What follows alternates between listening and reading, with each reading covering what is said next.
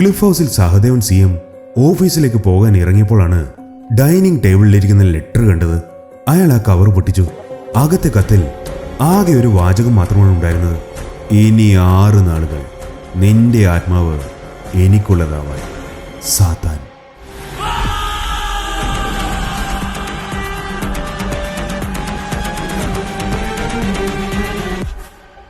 കഥകളുടെ മായിക ലോകത്തിലേക്ക് എല്ലാവർക്കും സ്വാഗതം. എബ്രഹാമും റാവുത്തറും പരസ്പരം നോക്കി. അവർ ക്ലിഫ് ഹൗസിലാണ്. സഹദേവൻ വിളിപ്പിച്ചത്. എബ്രഹാം സാത്താന്റെ കത്ത് ഒരിക്കൽ കൂടി വായിച്ചു. എത്ര തവണ വായിച്ചാലും ആ കത്തിന് ഒരർത്ഥം മാത്രമേ ഉള്ളൂ എന്ന് അയാൾക്ക് മനസ്സിലായി. സഹദേവൻ അവരോട് പറഞ്ഞു, ഇവിടെ ക്ലിഫ് ഹൗസില് ഒരു കത്ത് പോലും നേരിട്ട് എൻ്റെ കയ്യിൽ എത്താറില്ല. ഇതെവിടെ നിന്ന് വന്നു എന്ന് എനിക്കറിയണം. CCTV നോക്കിയിട്ട് ഒരു കാര്യമില്ല. അതിൽ പകുതിയും വർക്കിംഗ് അല്ല. സർ, ഇതാണ് ഞാനന്ന് പറഞ്ഞ ഭീഷണി, സാത്താന്റെ ഭീഷണി.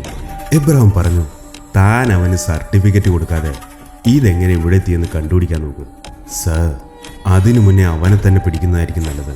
കത്തിന് പുറകെ പോവാം, പക്ഷേ അതിനുള്ള സമയം ഇപ്പോൾ ഇല്ല.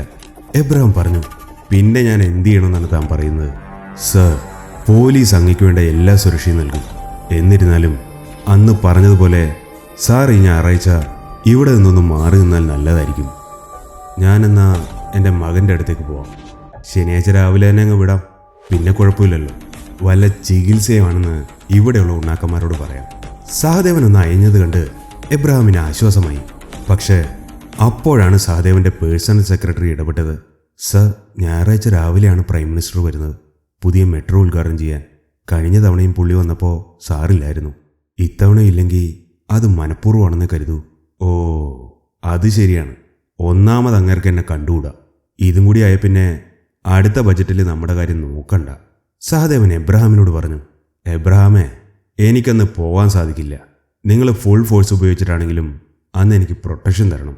എബ്രഹാം മറുപടി പറഞ്ഞു, സർ, ഞങ്ങൾ ചെയ്യേണ്ടതെല്ലാം ചെയ്യാം. പക്ഷേ താങ്കൾ ഒരു സഹായം ചെയ്യണം. സാത്താൻ എന്തുകൊണ്ടാണ് സാറിനോട് ഇത്രയും പകയെന്ന് ഞങ്ങൾക്കറിയണം. എടോ, എനിക്ക് ഈ സാത്താൻ ആരാണെന്ന് പോലും അറിയില്ല. സഹദേവൻ പറഞ്ഞു. രഘുവരൻ, അയാളുമായി സാറിനുള്ള ബന്ധം? എബ്രഹാം വീണ്ടും ചോദിച്ചു. സഹദേവൻ തന്റെ പേഴ്സണൽ സെക്രട്ടറിയെ നോക്കി. അയാൾ മുറിയുടെ പുറത്തേക്ക് പോയി.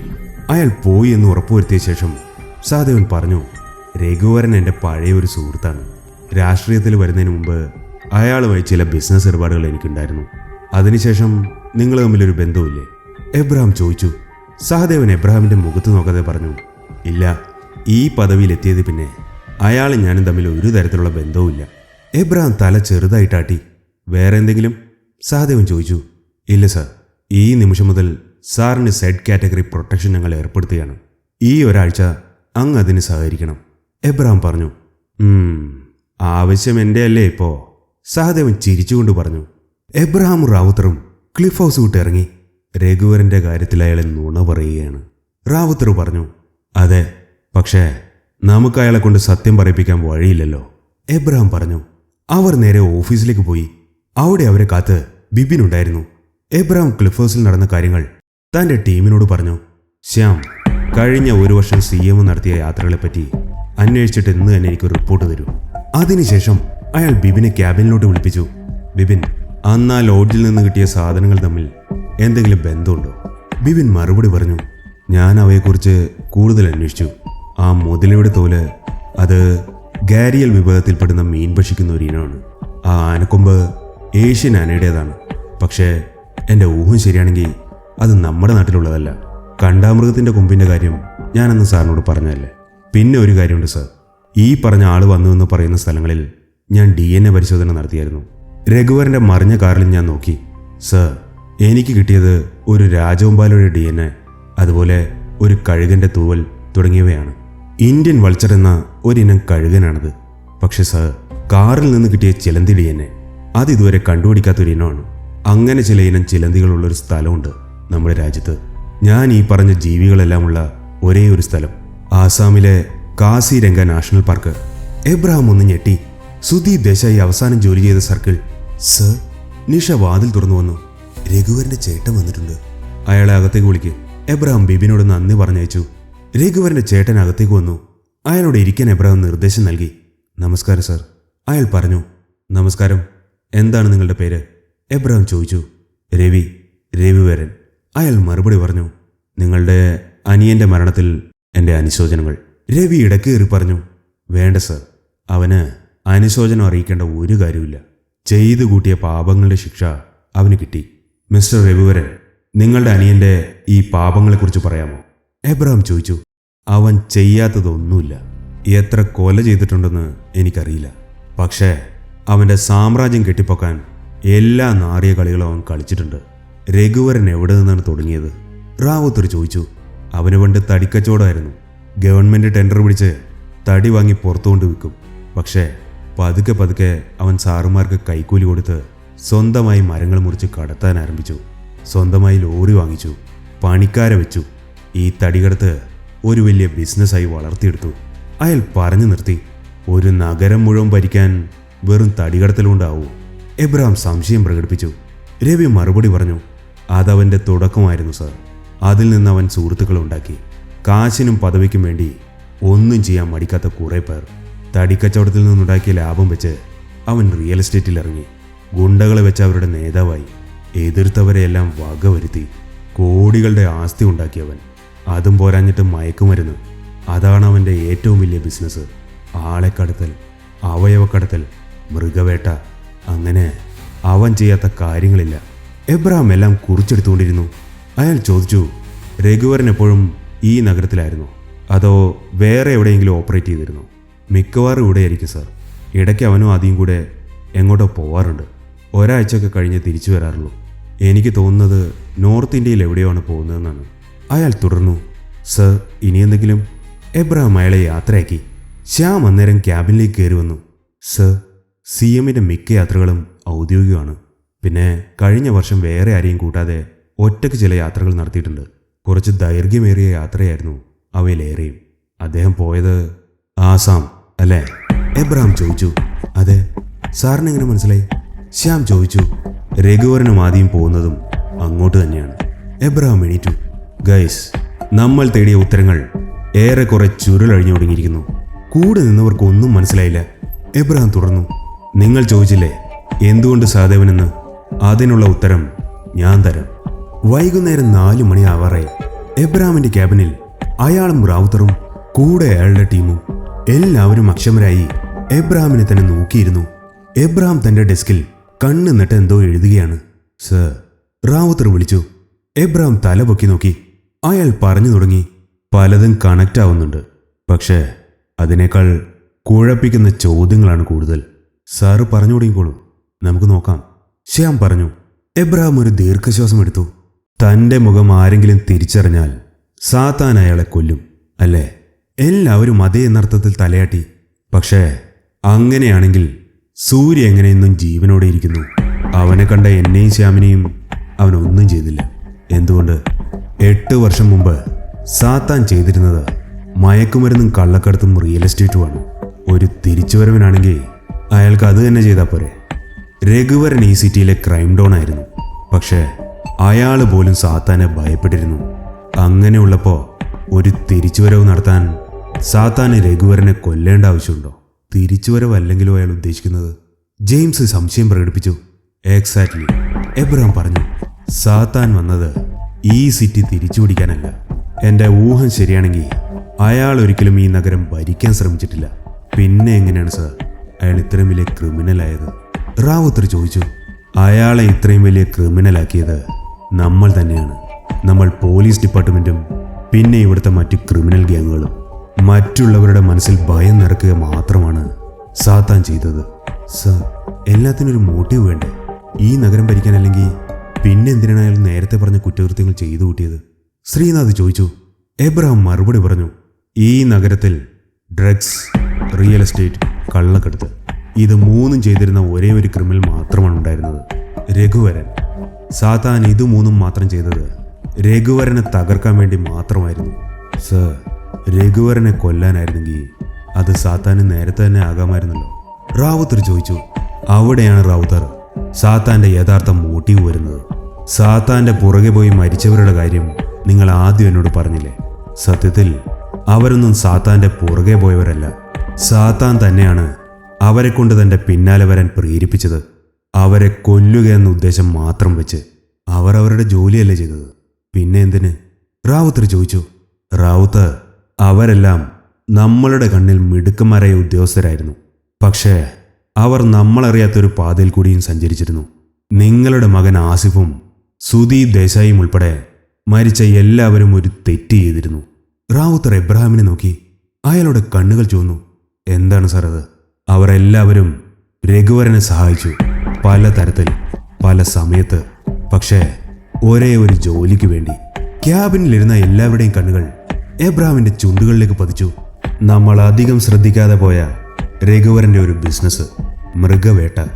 ഈ സമയം നിഷ വാതിൽ തുറന്ന് അകത്തേക്ക് വന്നു. സർ, ഒരു കോളുണ്ട്, അത്യാവശ്യമാണെന്നാണ് പറഞ്ഞത്. എബ്രഹാം ലാൻഡ് ഫോൺ എടുത്തു. ഫോണിൽ കൂടി കേട്ട വാർത്ത അയാളെ അസ്വസ്ഥനാക്കി. We have a bad news, Abraham പറഞ്ഞു. രാംദാസ്, സാത്താന്റെ അച്ഛൻ, സെല്ലിനുള്ളിൽ തൂങ്ങി മരിച്ചു. അവിടെ ഉണ്ടായിരുന്നവർ ഞെട്ടി. നമുക്ക് അവിടം വരെ ഒന്ന് പോണം. അവർ നേരെ പോയത് രാംദാസ് ആത്മഹത്യ ചെയ്ത ലോക്കൽ സ്റ്റേഷനിലേക്കാണ്. മീഡിയയെ വിവരം അറിയിക്കാത്തതുകൊണ്ട് വളരെ ശാന്തമായിരുന്നു സ്റ്റേഷൻ. എബ്രഹാം അകത്ത് കയറി ബോർഡ് കണ്ടു. അന്നേരം SI ഒരു കവർ എബ്രഹാമിന്റെ കയ്യിൽ കൊടുത്തു. മരിക്കുന്നതിന് മുമ്പ് അയാൾ സാറിന് തരാൻ വേണ്ടി ഏൽപ്പിച്ചതാണ്. എബ്രഹാം ആ കവർ പൊട്ടിച്ച് വായിച്ചു. സർ, ഇത് നിങ്ങൾ വായിക്കുമ്പോഴേക്കും ഞാൻ ഈ ലോകം വിട്ടു കാണും. പക്ഷെ പേടിക്കണ്ട, എൻ്റെ മകൻ നിങ്ങളുടെ സാത്താനല്ല അതിന് കാരണം. അവനെ ഇങ്ങനെയാക്കിയത് ഞാനാണ് സർ. അന്ന് ആ വീട്ടിലേക്കുള്ള വഴി അവർക്ക് പറഞ്ഞു കൊടുത്തത് ഞാനാണ്. ദൈവമായിരുന്നു സാർ എൻ്റെ മകൻ. അസാമാന്യ കഴിവുകളുള്ള ദൈവം അവനെ സാത്താനാക്കിയത് ഞാനും നിങ്ങളും എല്ലാം ചേർന്നാണ്. എബ്രഹാം അക്കത്ത് റാവുത്തറിന് നൽകി. ഏറ്റുപറച്ചിലാണല്ലേ സാർ? റാവുത്തർ ചോദിച്ചു. ദുരൂഹമായിട്ടൊന്നുമില്ല, അയാൾ ആത്മഹത്യ ചെയ്തു തന്നെയാണ്. പക്ഷേ എല്ലാവരും എബ്രഹാമിനെ നോക്കി. ആ കത്തിലൊരു വരി, ആ വീട്ടിലേക്കുള്ള വഴി അവർക്ക് പറഞ്ഞു കൊടുത്തത് ഞാനാണ്. റാവുത്തർ ഇടപെട്ടു. സാർ, ആസിഫിന്റെ കാര്യം പറഞ്ഞു വരുമായിരുന്നു. എബ്രഹാം മറുപടി പറഞ്ഞു. റാവുത്തർ, എനിക്ക് കുറച്ചുകൂടി ആലോചിക്കണം. നിങ്ങളെല്ലാവരും ഇന്നത്തേക്ക് പോയിക്കോളൂ. നിങ്ങളുടെ ചോദ്യത്തിനുള്ള ഉത്തരം ഞാൻ നാളെ തരാം റാവുത്തർ. മനസ്സില്ല മനസ്സോടെ റാവുത്തർ അവിടെ നിന്ന് പോയി. അവരെല്ലാവരും വീടുകളിലേക്കാണ് പോയത്, എബ്രഹാം ഒഴിച്ച്. അയാൾ നേരെ പോയത് ഓഫീസിലേക്കാണ്. ഓഫീസിലെത്തിയ എബ്രഹാം തന്റെ ക്യാബിനിൽ പോയിരുന്നു. നിഷ പോയി കഴിഞ്ഞിരുന്നു. എന്തോ ആലോചിച്ച് എബ്രഹാം കസേരയിലിരുന്നു. അയാൾ അവിടെ തന്നെ ഇരുന്ന് ഉറങ്ങിപ്പോയി. പിറ്റേ ദിവസം റാവുത്തറും മറ്റുള്ളവരും രാവിലെ തന്നെ ഓഫീസിലെത്തി.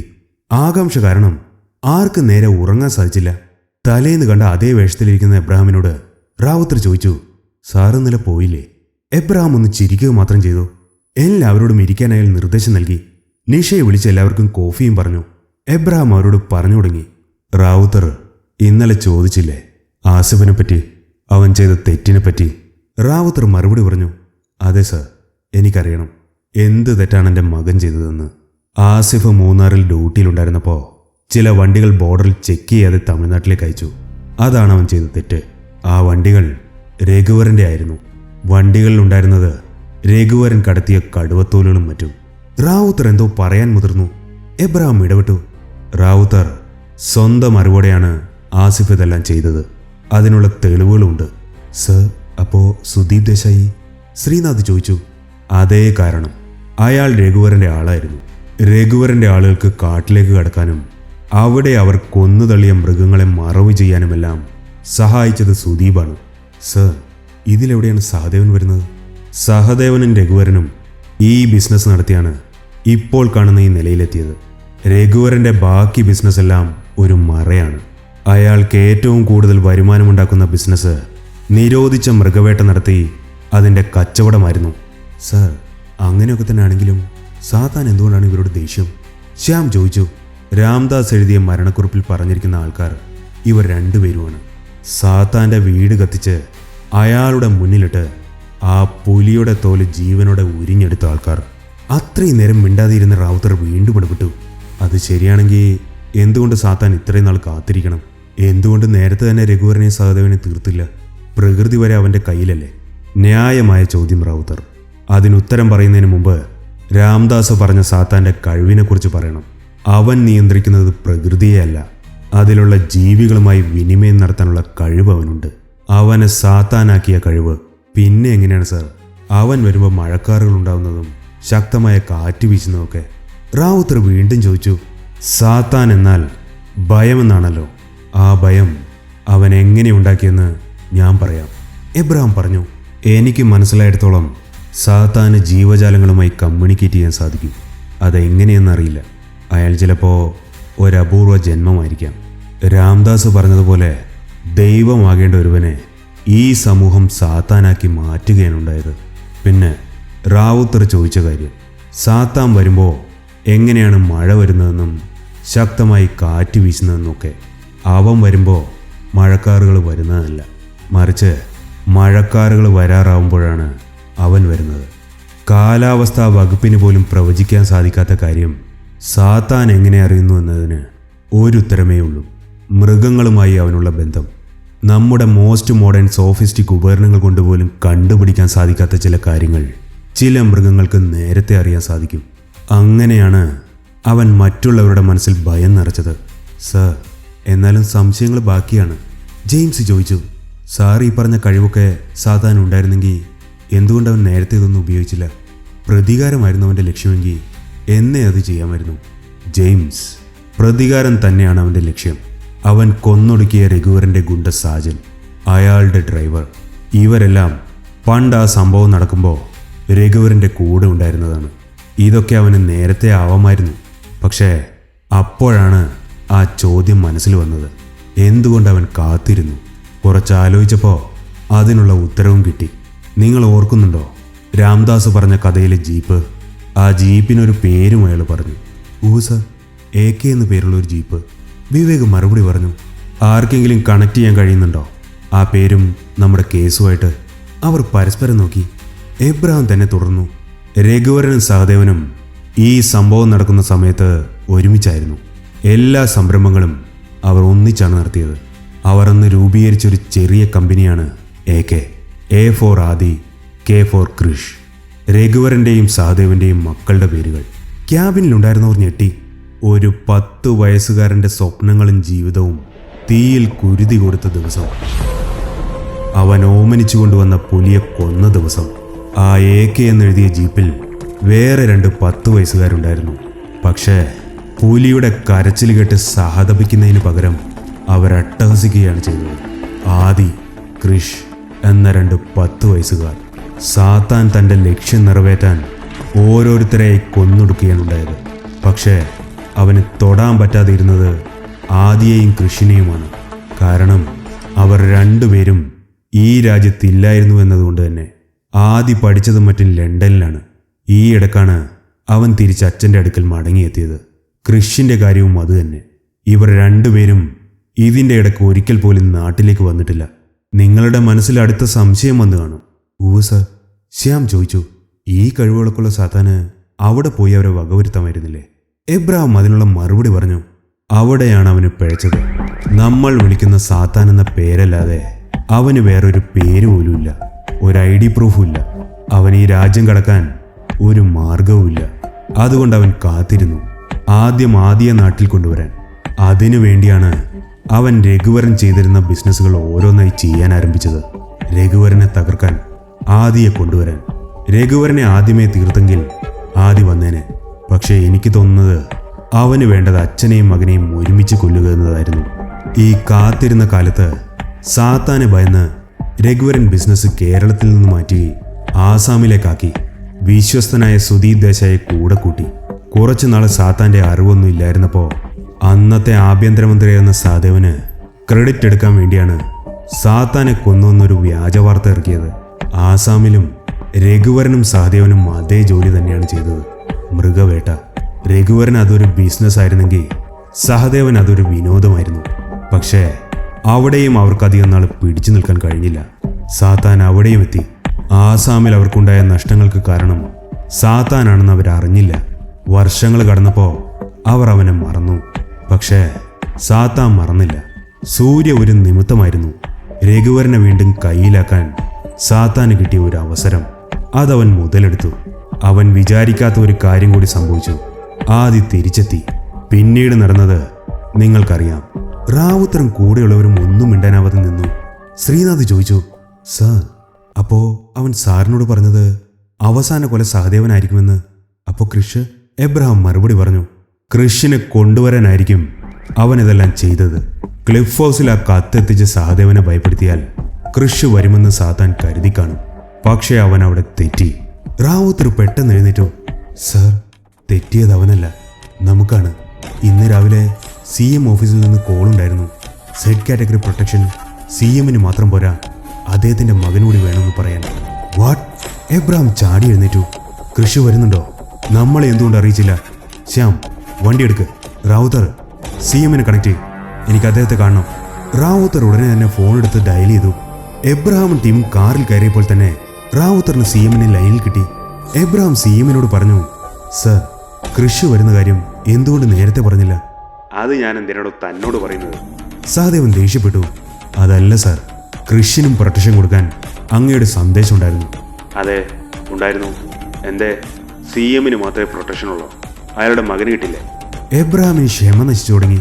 അയാൾ പറഞ്ഞു, സർ, കൃഷി എപ്പോഴാണ് വരുന്നതെന്ന് പറയാമോ? അവൻ ഇന്നലെ അവിടുന്ന് കയറി.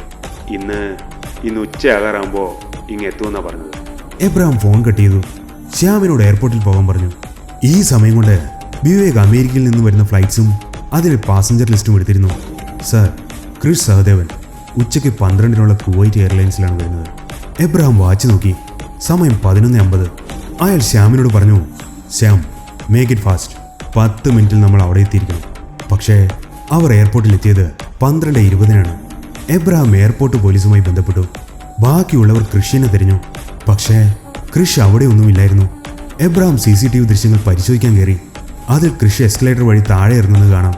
വെളിയിലെത്തി ആരെയും നോക്കി കൈ കാണിക്കുന്നു. അയാളുടെ കാറിൽ കയറി പോകുന്നു. ആ കാർ നമ്പർ എബ്രഹാം നോട്ട് ചെയ്തു. ഉടനെ തന്നെ തന്റെ ടീമിന് വിളിച്ച് നിർദ്ദേശങ്ങൾ നൽകി. സിറ്റി ഫുൾ അടിച്ചു പെറുക്കണം. എല്ലാ സ്റ്റേഷനിലും മെസ്സേജ് കൊടുക്കുക. ഒരു വണ്ടി പോലും ചെക്ക് ചെയ്യാതെ വിടരുത്. കാറിന്റെ നമ്പർ നമ്മുടെ കയ്യിലുണ്ട്. റാവുത്തർ RTOയിൽ വിളിച്ച് ഡീറ്റെയിൽസ് എടുക്കുക. പിന്നെ പ്രധാനപ്പെട്ട ഒരു കാര്യം, നമ്മൾ ചെയ്യുന്ന കാര്യങ്ങൾ നമ്മൾ മാത്രമേ അറിയാൻ പാടുള്ളൂ.